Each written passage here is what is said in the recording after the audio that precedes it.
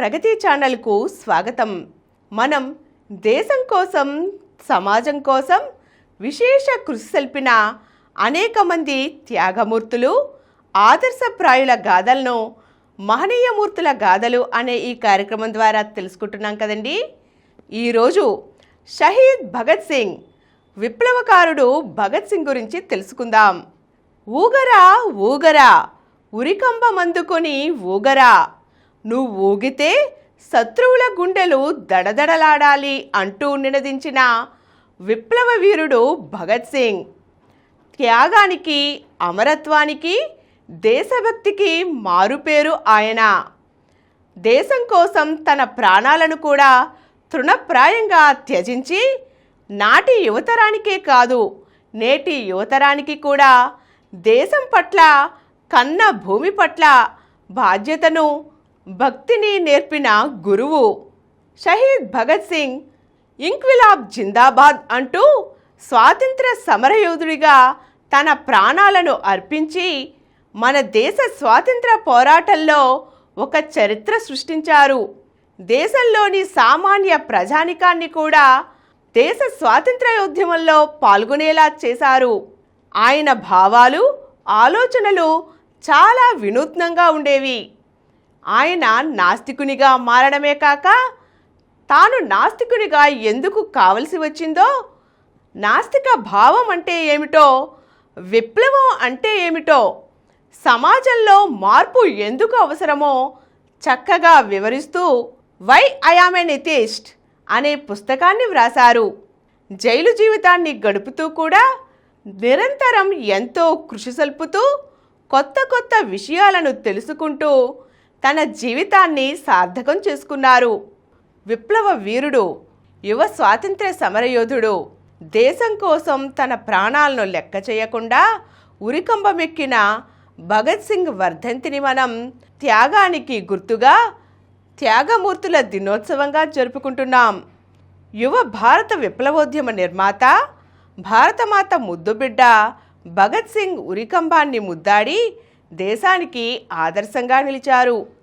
మనిషిని వేరొక మనిషి దోపిడీ చేయనటువంటి రాజ్యం రావాలని నవ సమాజం కోసం బాటలు వేశారు. బ్రిటిష్ సామ్రాజ్యవాదానికి వ్యతిరేకంగా పోరాడి లాహోరు జైలులో 114 రోజులు దీక్ష చేసి ఖైదీల డిమాండ్లను పరిష్కరించి రాజకీయ ఖైదీగాను గుర్తింపు తెచ్చుకున్నారు.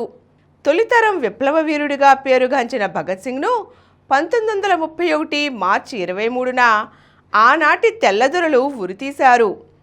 ఆ రోజు దేశం మొత్తం కన్నీరు మున్నీరయింది. చరిత్ర మరిచిపోని రోజుగా, ఒక విషాద దినంగా అది చరిత్రలో మిగిలిపోయింది. భగత్ సింగ్, రాజ్గురు, సుఖ్దేవుల నినాదం ప్రపంచమంతటా వ్యాపించింది. భగత్ సింగ్ త్యాగం వసంత మేఘం లాంటిది. భారతదేశానికి ఆదర్శంగా నిలిచిపోయిన భగత్ సింగ్ను స్మరించుకోవడం మన కర్తవ్యం. భగత్ సింగ్ వంటి వారి జీవితం నుంచి నేటి యువత నేర్చుకోవలసిన అంశాలు ఎన్నో ఉన్నాయి. షహీద్ భగత్ సింగ్ ఆదర్శప్రాయుడు. నా నెత్తురు వృధా పోదు అన్న భగత్ సింగ్ వాక్కులు అక్షర సత్యాలు. భగత్ సింగ్ వంటి ఎందరో దేశభక్తుల జీవితాల త్యాగాల ఫలితమే నేడు మనం అనుభవిస్తున్న స్వాతంత్ర్యం. ఉరికంబం ఎక్కుతూ ఉరిత్రాడు మెడకు చుట్టుకున్నప్పుడు కూడా దేశం పట్ల అభిమానంతో, స్వాతంత్ర్య సాధన పట్ల నిబద్ధతతో వందే మాతరం, భారత్ మాతాకి జై, ఇంక్విలాబ్ జిందాబాద్ అంటూ నినదించిన ఆ వీరుల దేశభక్తిని తలుచుకుంటే ఒళ్ళు జలధరిస్తుంది. మన స్వాతంత్ర్యం కోసం వారు చేసిన ప్రాణత్యాగం మనసులను కదిలిస్తుంది. అవిభాజ్య భారతదేశంలోని బంగా గ్రామంలో 1907వ సంవత్సరంలో భగత్ సింగ్ జన్మించారు. ప్రాథమిక విద్యను గ్రామంలోనే పూర్తి చేసిన ఆయన ఉన్నత విద్యాభ్యాసం కొరకు లాహోర్ చేరారు. అక్కడ పంజాబ్ కేసరి లాలా లజపత్ రాయ్, భాయ్ ప్రేమానంద్ వంటి అగ్రశ్రేణి స్వాతంత్ర్య సమరయోధులు బోధన చేస్తున్న నేషనల్ కాలేజీలో చదవడం భగత్ సింగ్లోని విప్లవకారుణ్ణి పురికొల్పింది. గాంధీజీ పిలుపు మేరకు ఆ కాలేజీలో అనేక మంది విద్యార్థులు ప్రభావితులై కాలేజీని విడిచి ఉద్యమంలో చేరారు. తనకు పెళ్లి చేయాలన్న తల్లిదండ్రుల నిర్ణయం తెలుసుకున్న భగత్ తనకు పెళ్లి వద్దని ఉత్తరం వ్రాసి ఢిల్లీకి వచ్చేశారు. దైనిక్ అర్జున్, ప్రతాప్ వంటి పత్రికల్లో కొంతకాలం పనిచేశారు. ఆ సమయంలోనే గణేష్ విద్యార్థి, బటుకేశ్వర దత్ వంటి విప్లవకారుల సాహచర్యం లభించింది. విప్లవం ద్వారా మాత్రమే స్వాతంత్ర్యం సిద్ధించగలదని భావించారు భగత్ సింగ్. నౌజవాన్ భారత్ సభ స్థాపించారు. భగత్ సింగ్, సుఖ్దేవ్, భగవతీ చరణ్లు ఆ సమయంలో తమ రక్తంతో ప్రమాణపత్రంపై సంతకం చేశారు. ఆ సమయంలోనే కాన్పూర్లో వరదలు రావడంతో సహాయ కార్యక్రమాలలో వీరంతా కలిసి పాలు పంచుకున్నారు. అక్కడే చంద్రశేఖర్ ఆజాద్ వంటి విప్లవ వీరులు వీరికి పరిచయమయ్యారు. తరువాతి కాలంలో వారు ప్రాణ స్నేహితులుగా మారి హిందుస్థాన్ సోషలిస్ట్ రిపబ్లికన్ ఆర్మీని స్థాపించడం జరిగింది. పంజాబ్ కేసరి లాలా లజపత్ రాయ్ మృతికి కారణమైన పోలీసు అధికారి సాండర్స్ను ఆజాద్, భగత్ సింగ్, రాజ్గురు, సుఖ్దేవులు కలిసి హతమార్చడం జరిగింది. 1929వ సంవత్సరంలో ఢిల్లీ అసెంబ్లీలో పబ్లిక్ సేఫ్టీ బిల్ ప్రవేశపెట్టే సమయంలో భగత్ సింగ్, బటుకేశ్వర్ దత్తులు బాంబు వేయడం జరిగింది. భగత్ సింగ్, బటుకేశ్వర్ దత్తులు బాంబు వేశారు. ఆ సమయంలో వారు తప్పించుకుపోయే అవకాశం ఉంది. ఎందుకంటే బాంబు వేసిన వెంటనే హాల్ అంతా అల్లకల్లోలంగా జనం అటు ఇటు తిరగసాగారు. అయితే వారు తప్పించుకోవడానికి ఇష్టపడలేదు. పోలీసులకు లొంగిపోవడానికే నిర్ణయించుకున్నారు. చంద్రశేఖర్ ఆజాద్, భగత్ సింగ్ తదితరులను జైలు నుంచి తప్పించడానికి కూడా ప్రయత్నించారు. అయినప్పటికీ భగత్ సింగ్ అందుకు నిరాకరించడం జరిగింది. భగత్ సింగ్ తదితరులపై వివిధ అభియోగాలు మోపబడ్డాయి. ప్రధానంగా ఢిల్లీ అసెంబ్లీలో బాంబు సంఘటన వంటి అభియోగాలు ఆధారంగా భగత్ సింగ్, సుఖ్దేవ్, రాజ్గురులకు ఉరిశిక్ష విధించబడింది. జైల్లో వేశారు వారిని. అయితే ఆ జైల్లో సరైన సదుపాయాలు లేకపోవడంతో భగత్ సింగ్ నిరాహార దీక్ష ప్రారంభించారు. 115 రోజుల నిరాహార దీక్ష ఫలితంగా ప్రభుత్వం దిగివచ్చి జైలులో సరైన కనీస సదుపాయాలు కల్పించింది. మార్చి 31, 1931న భగత్ సింగ్, సుఖ్దేవ్, రాజ్గురులు భారతదేశ స్వాతంత్ర సముపార్జన యజ్ఞంలో సమిధలుగా ఇంక్విలాబ్ జిందాబాద్, వందే మాతరం, భారత్ మాతాకి జై అని నినదిస్తూ ఉరికంబం ఎక్కి ప్రాణత్యాగం చేశారు. భగత్ సింగ్ తల్లి కన్న కొడుకు శవాన్ని కూడా చూసుకునే అదృష్టం లేక విలవిలలాడింది. ఎంతో దుఃఖించింది. ఆమె దుఃఖం గురించి తెలిస్తే మాత్రం ఇటువంటి తల్లులను కన్నది కదా నా భారతదేశమని గుండెలు గర్వంతో ఉప్పొంగుతాయి.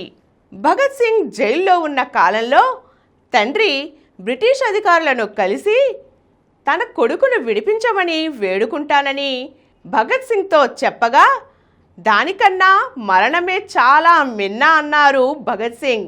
తన ప్రాణం కోసం కానీ తన స్వేచ్ఛ స్వాతంత్రాల కోసం కానీ బ్రిటిష్ వారిని అడగవలసిన పని లేదని, తన మరణం జాతికి ఒక మేల్కొల్పుగా, యువ రక్తానికి ఒక ఉత్తేజితంగా చరిత్రలో నిలిచిపోతుందని అన్నారు. తల్లిదండ్రులిద్దరూ బ్రిటిష్ ప్రభుత్వానికి కొంత సొమ్మును కట్టి నిన్ను విడిపించుకుంటాం, అత్యంత పిన్న వయస్కుడివైన నీవు మా గారాల కొడుకువు, నిన్ను మేము వదులుకొని బతకలేమని వేడగా వారు అలా చేస్తే తన త్యాగాలన్నీ వృధా అవుతాయని, ఉరికంబం ఎక్కడం తనకు సంతోషమే తప్ప బాధ కాదని, తన మరణాన్ని చూసి కూడా తల్లిదండ్రులు ఏడవకూడదని, అలా ఏడిస్తే తన త్యాగం వృధా అవుతుందని అన్నారట భగత్ సింగ్. ఆ తల్లి కూడా ఎంత గొప్పది అంటే తన కుమారుని శవాన్ని కూడా చూసుకునే అదృష్టాన్ని ఆమె పొందలేదు. అయినప్పటికీ ఆమె ఇటువంటి కుమారులను మరికొంతమందిని నేను కనలేకపోయాను అని రోధించారట. ఆ త్యాగమయి ఆ దేశభక్తురాలి కడుపున పుట్టిన భగత్ సింగ్ కూడా అంతే గొప్పగా ఆలోచించి స్వాతంత్ర సమరయోధునిగా తన పేరును, తన ఖ్యాతిని నిలబెట్టుకున్నారు. ఇంక్విలాబ్ జిందాబాద్ అనే నినాదంతో దేశాన్ని మారుమ్రోగించారు. నవ్వుతూ ఉరికంబం ఎక్కి తన ప్రాణాలను తృణప్రాయంగా త్యజించారు. జైలులో ఉన్న సమయంలో కూడా అనేక పుస్తకాలు చదువుతూ యువతరాన్ని మేల్కొల్పే ఒక నవశకం కోసం ఎదురు చూశారు. అటువంటి త్యాగాన్ని, అమరత్వాన్ని నేడు గుర్తు చేసుకోవడం ఎంతో అవసరం. నేటి యువత భగత్ సింగ్ జీవిత చరిత్రను తప్పక చదవాలి, స్ఫూర్తిని నింపుకోవాలి. జై హింద్.